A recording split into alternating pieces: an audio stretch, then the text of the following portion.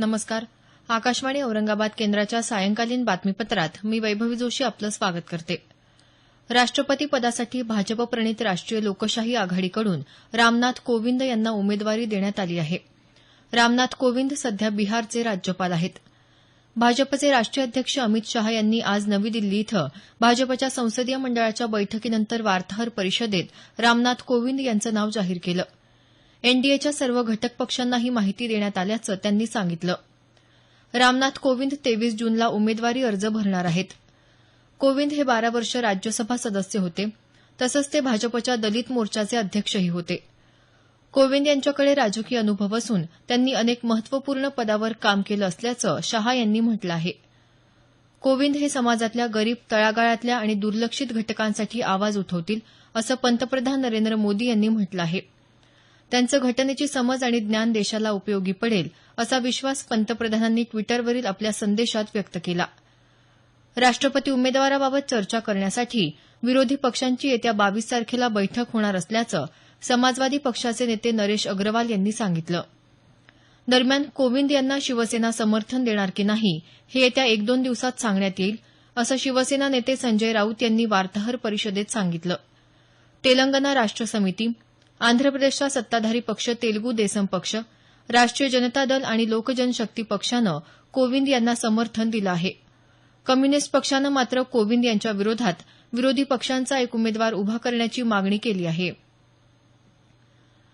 आसाममध्ये अतिवृष्टीमुळे 5 जिल्ह्यांचं जनजीवन विस्कळीत झालं आहे. ब्रह्मपुत्रा नदीनं धोक्याची पातळी ओलांडली असून 170 गावांचा संपर्क तुटला आहे. मदत कार्य सुरू असून 4000 नागरिकांना सुरक्षित स्थळी हलवण्यात आलं आहे.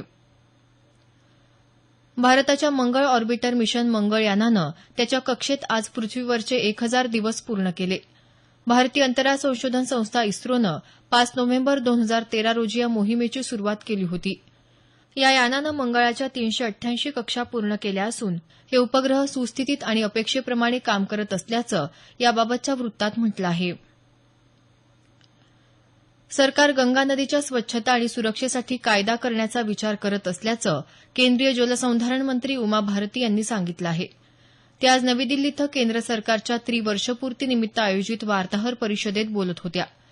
यावेळी त्यांनी 3 वर्षात जलसंधारण मंत्रालयानं केलेल्या कामांचा आढावा घेतला.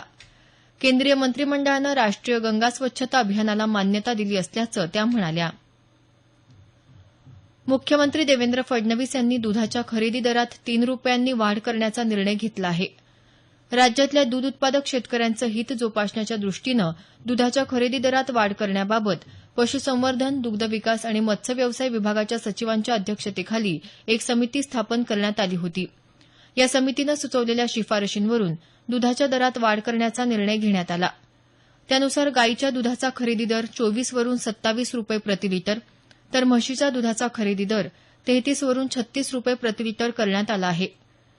दूध उत्पादकांकडून खरेदी करण्यात येणाऱ्या दुधाच्या दरात वाढ केली असली तरी ग्राहकांचं हित लक्षात घेऊन दूध विक्री दरात कोणतीही वाढ करण्यात आली नसल्याचं स्पष्ट करण्यात आलं आहे. महाराष्ट्र राज्य परीक्षा परिषदेमार्फत महाराष्ट्र शिक्षक पात्रता परीक्षा 2017 येत्या 22 जुलै रोजी घेण्यात येणार आहे.